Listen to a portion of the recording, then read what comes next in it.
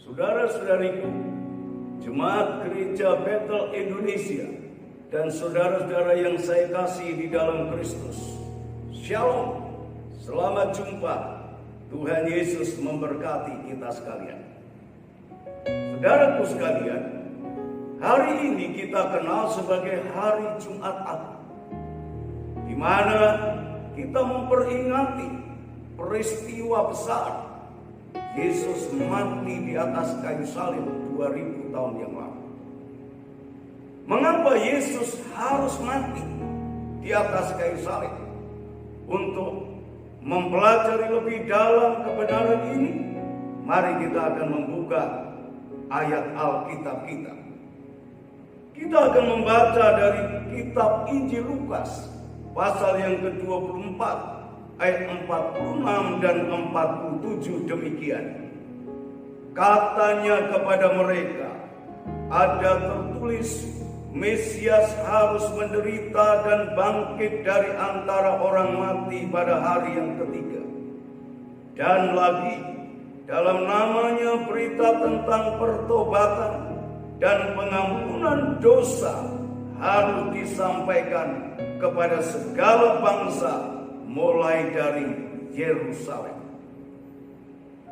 Saudara sekalian, ayat ini berkata Mesias harus menderita, mati di atas kayu salib. Mengapa demikian? Inilah ketentuan dari Allah sendiri.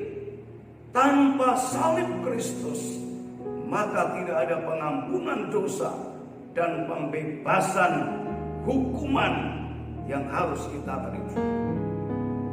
Saudara-saudaraku sekalian, Yesus Kristus dengan kematiannya di atas kayu salib itu mendatangkan anugerah yang besar buat kita.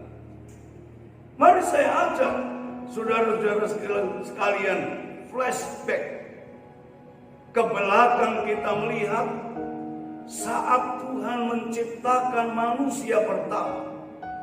Kita melihat di dalam kitab Kejadian pasal 1 dan pasal 2. Di sana yang pertama dijelaskan, manusia pertama, dalam hal ini adalah Adam dan Hawa, diciptakan Allah segambar dengan Dia. Manusia pertama memiliki karakter ilahi, kudus, sempurna. Bukan hanya itu, manusia pertama diciptakan oleh Allah dan diberi otoritas untuk menguasai bumi dan segala isinya. Ini luar biasa. Dan manusia pertama ini hidup dalam kondisi yang dilingkupi alam yang penuh dengan berkat. Manusia pertama diletakkan di Taman Eden yang begitu indah dan tak kekurangan suatu yang baik dari Allah. Tuhan sendiri di dalam Kejadian pasal 1 ayat 31 menyatakan bahwa keadaan manusia yang pertama itu sungguh amat baik. Singkat kisahnya, manusia pertama diciptakan dalam kondisi yang begitu sempurna. Namun dalam perjalanan waktu dan peristiwa, manusia yang diberi aturan dan ketentuan serta perintah oleh Allah melanggar perintah Allah. Itulah manusia jatuh dalam dosa. Keadaan keberdosaan manusia Adam dan Hawa berdampak buruk bukan hanya atas diri mereka, tetapi dampak buruk akibat dosa itu dikatakan oleh Alkitab menjalar ke seluruh dunia, kepada anak-anak, cucu-cucu, dan generasi keturunan Adam sampai kepada kita. Nah, manusia dengan dosa yang demikian putus hubungan dengan Allah. Karena dosa itulah yang memisahkan kita dari Allah yang kudus. Manusia di bawah kutuk hukuman. Manusia terancam hukuman maut. Kesempurnaan manusia yang dicipta demikian rupa indah rusak seketika, dan kerusakan itu menurun sampai kepada generasi kita, bahkan sampai pada generasi akhir zaman. Nah, apakah dengan demikian kemudian Allah memupus sama sekali pengharapan buat manusia? Ternyata oleh karena besarnya kasih dan anugerah Allah, Allah turun sebagai manusia, menjelma menjadi Yesus Kristus Tuhan. Melalui korban di atas kayu salib, manusia diberi pengharapan untuk mendapatkan pengampunan, untuk mendapatkan kebebasan, pembebasan dari hukuman yang diakibatkan oleh dosa. Tanpa salib Kristus tidak ada pengampunan. Tanpa salib Kristus, penghukuman dan maut tetap jalan bagi kita orang berdosa. Nah, saudara-saudara sekalian, Alkitab katakan kepada kita di dalam Efesus 1 ayat 7 dan Kolose 1 ayat 4. Yang pertama dikatakan di sana, oleh darah Kristus, oleh salib Kristus, kita beroleh pengampunan. Ini dahsyat. Ini adalah rahmat kasih Allah yang luar biasa buat kita. Dikatakan di dalam Kolose 2 ayat 13 dan 14, pada salib Kristus, dosa kita yang digambarkan bagaikan surat hutang telah dipakukannya. Pada salib Kristus dihapuskan dosa kita. Kristus mati itu bukan karena dosa dan kesalahannya sendiri, bukan karena kejahatannya, tetapi dia mati di atas kayu salib, menanggung dan memikul penghukuman yang seharusnya kita alami. Terpujilah Tuhan yang penuh dengan kasih dan penuh dengan rahmat. Namun harus kita ketahui bahwa pengampunan, pembebasan kita dari penghukuman tidak berjalan secara otomatis. Ada beberapa hal penting yang harus kita lakukan supaya kita memperoleh pengampunan dan pembebasan atas hukuman yang menimpa kita. Yang pertama, kita harus percaya kepada Kristus. Dinyatakan dalam Kisah Rasul pasal 10 ayat yang ke-43, supaya orang yang ingin memperoleh pengampunan percaya pada Kristus. Kita harus percaya bahwa korbannya di atas kayu salib itu untuk kita, untuk menyelamatkan kita, untuk mengampuni kita.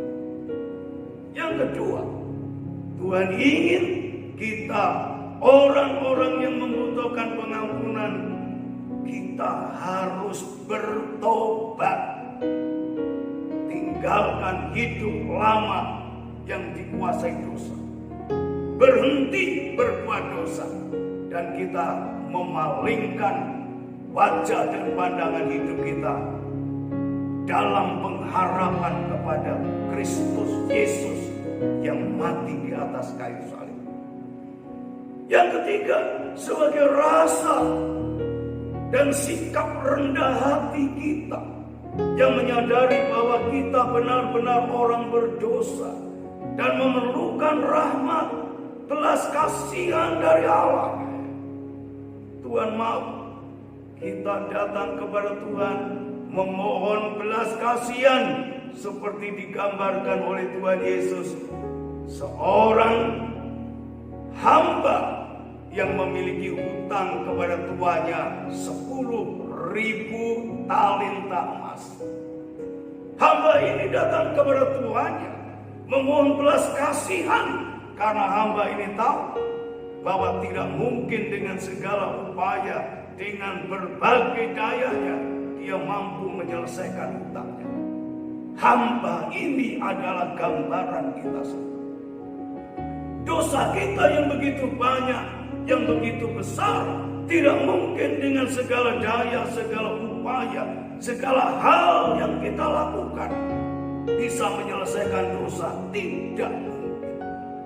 Ketidakmungkinan inilah yang harus membawa kita rendah hati, datang berseru kepada Tuhan, mohon belas kasihan pengampunan. Dan yang keempat, Tuhan mau supaya pengampunan ini terus berjalan bagi hidup kita. Bukan hanya hari ini, esok, tetapi untuk selama-lamanya. Tuhan ingin kita memberi diri untuk terus dan tetap bersekutu dengan Kristus di dalam kekudusan dan ketaatan, kesetiaan sampai akhir hayat.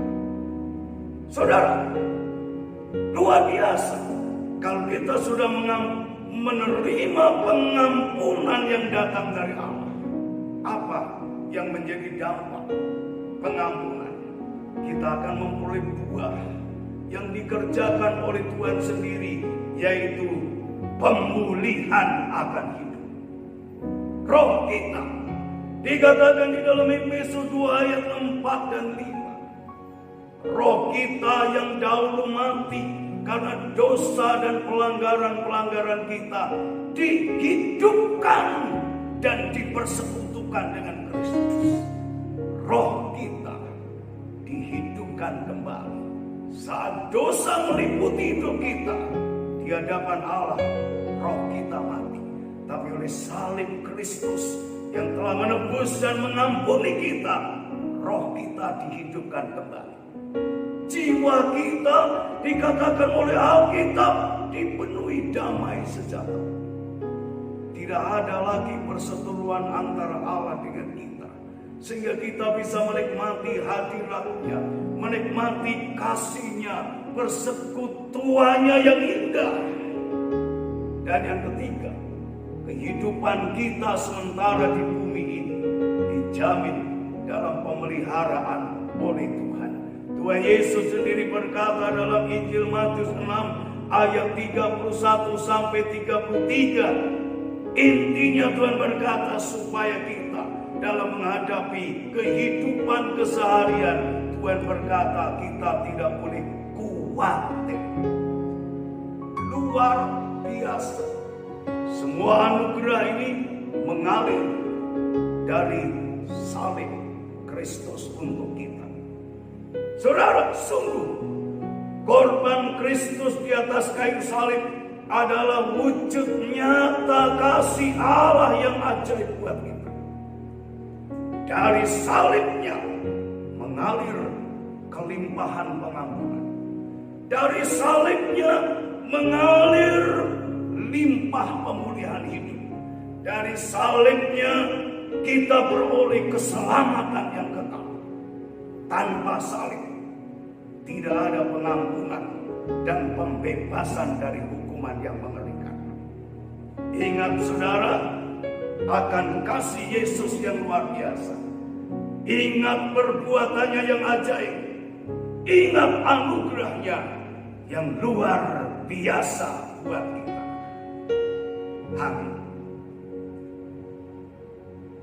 Saudara sekalian, di hari yang bersejarah luar biasa ini, kita akan mengingat kasih Kristus. Dan kita akan bersama-sama makan dan minum roti dan anggur perjamuan kudus. Saudara, silakan mempersiapkan diri.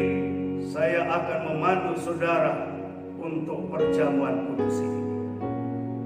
Sebelum kita masuk makan dan minum perjamuan kudus, mari kita akan membaca kitab kita dari surat 1 Korintus pasal 11 ayat 23 sampai 25.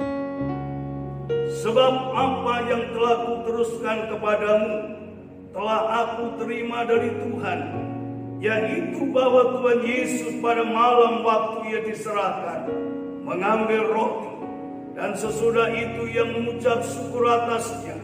Ia memecah-mecahkannya dan berkata, inilah tubuhku yang diserahkan bagi kamu. Perbuatlah ini menjadi peringatan akan aku.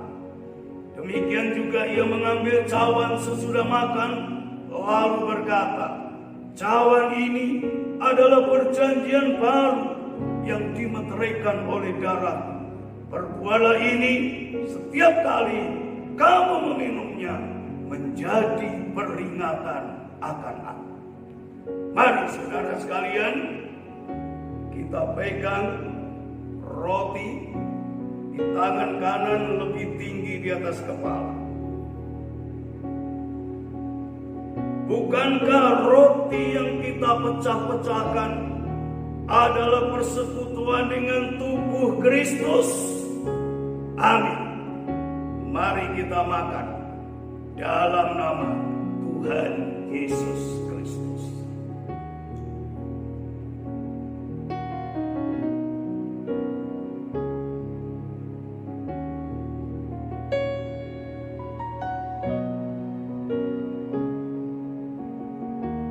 Saudara, mari sekarang kita angkat anggur di tangan kanan lebih tinggi di atas kepala. Bukankah cawan pengucapan syukur yang atasnya kita ucapkan syukur adalah persekutuan dengan darah Kristus? Amin. Mari kita minum dalam nama Tuhan Yesus Kristus.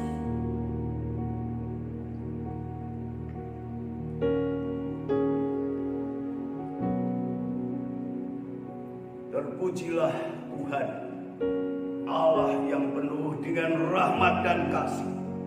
Mari kita berdoa bersama-sama. Tuhan Yesus yang penuh dengan rahmat dan kasih yang ajaib, kami berterima kasih untuk segala pengampunan dan kasih setia Tuhan yang ajaib. Kami berterima kasih untuk pemulihan roh, pemulihan jiwa, dan berbagai-bagai berkat jasmani dalam hidup kami. Kami berterima kasih untuk penyertaan, pemeliharaan dalam kehidupan kami anak-anak-Mu dalam keseharian. Kami bersyukur, berterima kasih Engkau tidak pernah meninggalkan kami, orang-orang yang telah Engkau tebus, Engkau telah ampuni melalui korban-Mu di atas kayu salib. Perkenankan hari ini kami juga memohon penyertaan, memohon kekuatan dan kemenangan dalam menghadapi setiap pergumulan hidup. Dan khusus saat ini kami juga sedang menghadapi pergumulan untuk melawan COVID-19. Tuhan, kami mohon penyertaan-Mu, kami mohon pendampingan-Mu, kami mohon urapan-Mu buat pemerintah bangsa kami Indonesia, buat para tenaga medis, TNI, Polri, Satpol PP, dan seluruh komponen bangsa Indonesia, serta kami hamba-hamba-Mu dan umat-Mu. Tuhan, lawat kami, beri kami kekuatan untuk menang, mematikan virus corona. Tuhan, pulihkanlah dan berkati Indonesia menjadi Indonesia yang sehat, ekonomi Indonesia bangkit, berbagai-bagai bidang kehidupan di Indonesia Engkau berkati ya Allah. Kami bersyukur, kami naikkan pujian dan doa-doa kami serta berbagai permohonan kami kepadamu ya Allah. Dan dengan iman kami percaya telah menerima segala apa yang kami mohonkan kepadamu ya Allah. Di dalam nama Tuhan Yesus Kristus. Haleluya. Amin. Immanuel. Saudaraku sekalian, selamat merayakan Jumat Agung bagi Yesus Kristus.